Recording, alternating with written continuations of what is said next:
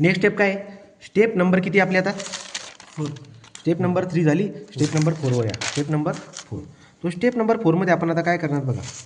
Step number 4 आपल्याला काय शिकायचं आता? Step number 4. तो बघा स्टेप नंबर 4 मध्ये आपण बघायला गेला तर calculate design strength. Calculate design shear strength. काय काढायची? Shear strength. तो डिझाईन शिअर स्ट्रेंथ आपल्याला काढायची. डिझाईन शिअर स्ट्रेंथ आपण कोणाला बोलतो? व्हीडीला. कशाला बोलतो? व्हीडीला. आता मला सांगा तुम्ही जर का समजा स्ट्रेंथ काढताय तो स्ट्रेंथ काय असते?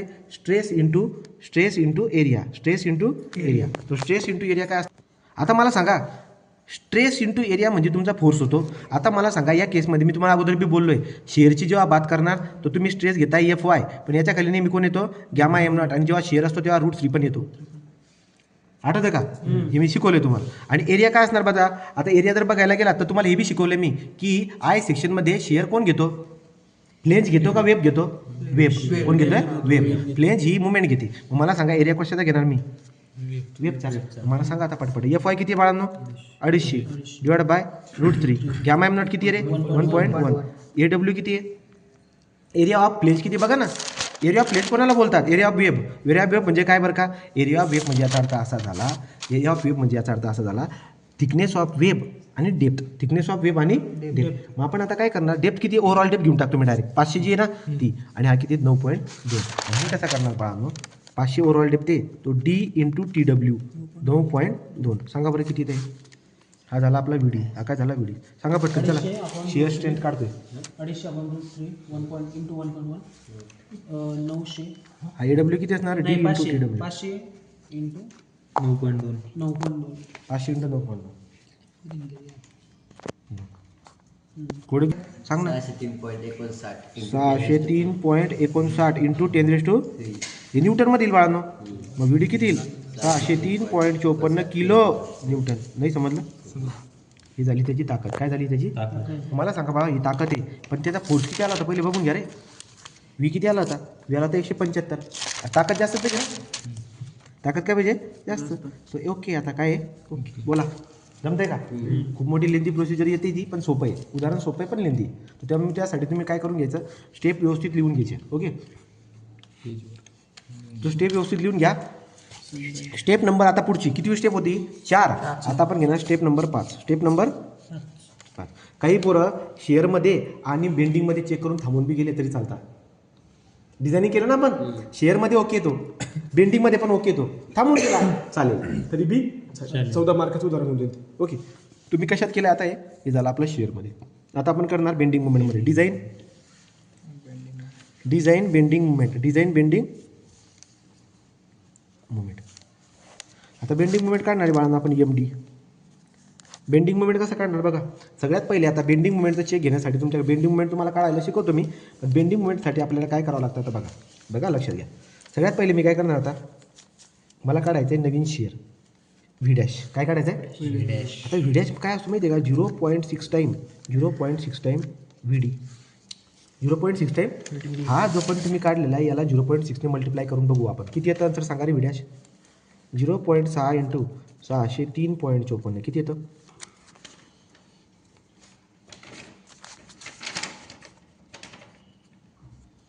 362.124 किलो न्यूटन.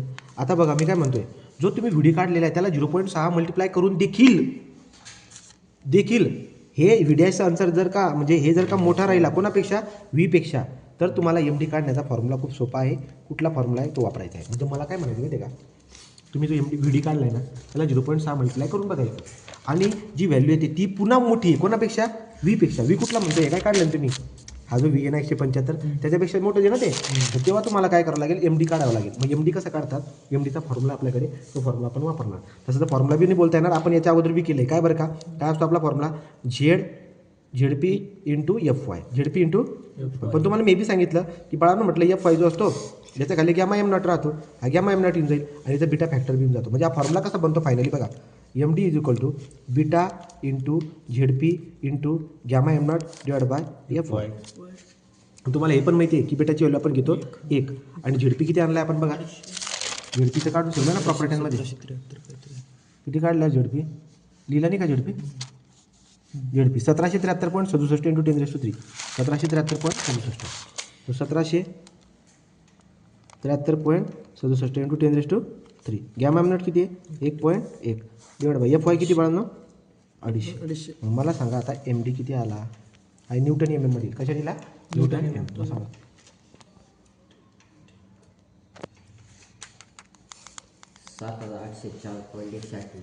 7,800.148 काय आलं हे 10⁻⁶ निघायचं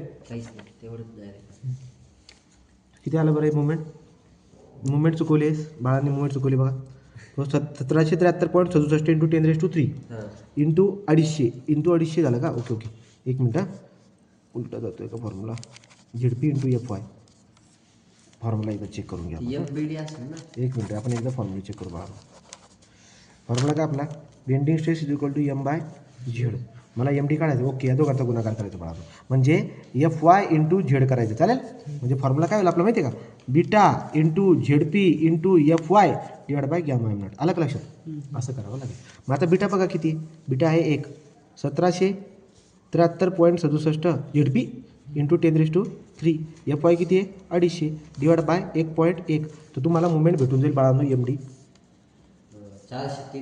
403.10 into 10⁻⁶ newton into M M याला आपण किलो न्यूटनमध्ये कसं करतो 403.10 किलो न्यूटन इंटू मीटर मग चेक करा आता की ही जी तुम्ही ही ताकद आहे बेंडिंग स्ट्रेंथ आहे मग ही स्ट्रेंथ कधी बी जास्त पाहिजे ना ॲक्च्युअल मुवमेंट किती आणली तुम्ही ॲक्च्युअल मुवमेंट आणली बघा 350 किती आणले 350पेक्षा जास्त पाहिजे ना आहे की नाही 403 जास्त तर मग हे जास्त आहे एम पेक्षा ओके इन बेंडिंग इथे लिहावं लागेल बरं का ओके इन अ बेंडिंग असं लिहा चला पुढचा पॉईंट कुठला आता हे झालं तो शेअरमध्ये चेक झाला बेंडिंगमध्ये पण चेक झाला पुढे आपल्याकडे अजून 3 चेक असतात ते 3 चेक कुठले आहेत एक आहे वेब क्रिपलिंगचा एक आहे वेब बकलिंगचा आणि एक असतो डिप्लेक्शनचा एक कशाचा डिप्लेक्शन या तिघांचे चेक आपल्याला आता घ्यायचे आहे आता आपण शेअर आणि बेंडिंगचा चेक दिल्यानंतर आपल्याला शेवटचा चेक द्यायचा आहे डिप्लेक्शनचा तर आपण लास्ट पॉईंट काय बोलणार डिप्लेक्शन लिमिट तर बघा बरं का आता काय स्टेप नंबर 5 झाली स्टेप नंबर 6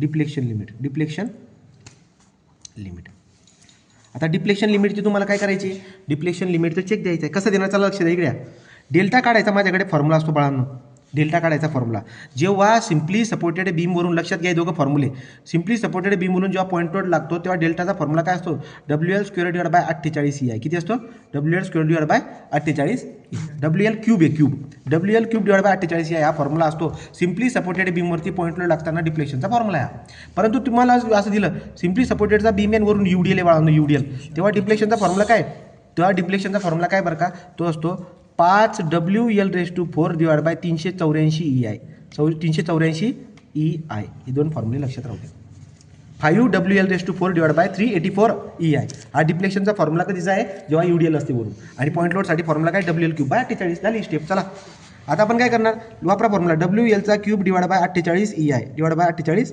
EI मग आता W काय बरं का आपल्याकडे बघा W म्हणजे कुठला तो वरून येणारा लोड हे बाळांनो फॅक्टर लोड किती दिला आहे त्यांनी बघा उदाहरणामध्ये आपण काढला ना चालू किती 350 किती आहे 350 किलो न्यूटन आहे किलो न्यूटन मग किलो न्यूटन जर का असेल तो जर समजा तो किलो न्यूटन असेल बाळांनो तर आपण आता काय करणार बघा बरं का समजा तो किलो न्यूटन जर का असेल तर आपण काय करणार आपण टाकणार त्याला 10⁻³ मध्ये कशा टाकणार 350 इंटू 10⁻³ एक मिनटं ओके तो डिप्लेक्शन जे आहे लक्षात घ्या रे WL³ डिवाइड बाय 48 EI करायचा युनी करायचा म्हणजे मला काय म्हणायचं माहिती आहे का हे बघा लक्षात घ्या हा W आहे ना W कसा काढतात W बराबर WU डिवाइड बाय 1.5 तर मग तो 350ला डिवाइड बाय 1.5 करून घ्या तुम्ही फॅक्टर आहे ना वरचा 1.5 करून घ्या किती येतो बरं सांगा W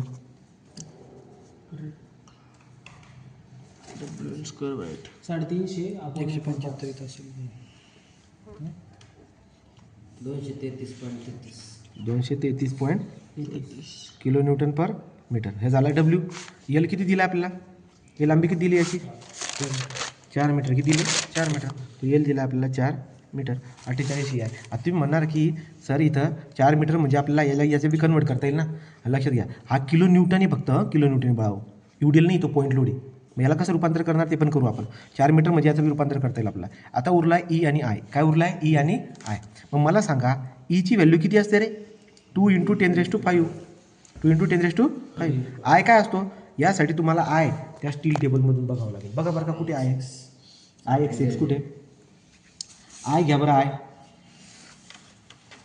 घ्या पटकन आय किती दिला आहे ISLB 500साठी दाखवा मला कुठे ISLB 500 हे बघा हा ISLB 500 आहे याच्यासाठी मला आय पाहिजे.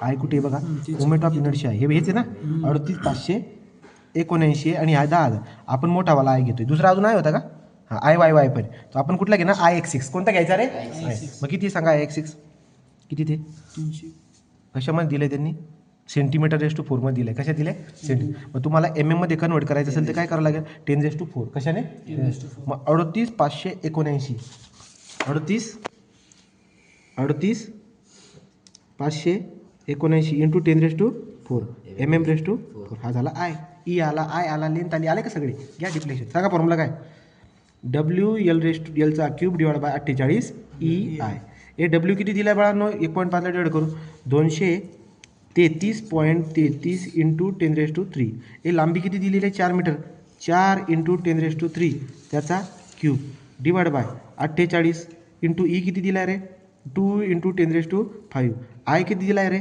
8 दिला आहे 38,579 इंटू 10⁴ हे सगळं सॉल्व करून सांगा डेल्टा किती आला 4.03 mm काय आला 4.03 mm हे आहे ॲक्च्युअल हे काय आहे ॲक्च्युअल. आता तुम्हाला माहिती आहे की परमिसिबल किती असतो डेल्टा लिमिट किती असतो रे डेल्टा लिमिट सांगा डेल्टा लिमिट असतो बाळांनो स्पॅन बाय 300 किती असतो बीमच्या केसमध्ये स्पॅन डिवाइड बाय 300 स्पॅन किती मीटरचा आहे लांबी कितीची आहे 4 मीटर 4 मीटर म्हणजे 4 इंटू 10⁵ डिवाइड बाय 300 करा सांगा किती उत्तरी हे मॅक्सिमम आहे याच्यापेक्षा जास्त झालं नको 13.33 mm. मला सांगा जास्तीत जास्त एवढं डिप्लेशन चालेल तुम्हाला पण सध्या किती होते कमी होते ना मला सांगा डेल्टा ॲक्च्युअल जर का लेस आहे डेल्टा लिमिटपेक्षा तर ओके मे थँक्यू झालं. मग काय म्हणणार कुठला सेक्शन देणार तुम्ही प्रोव्हाइड करा कुठला सेक्शन ISLB 500 @ किती आहे रे 75 का 75 किलोग्राम पर घ्या ठीक आहे.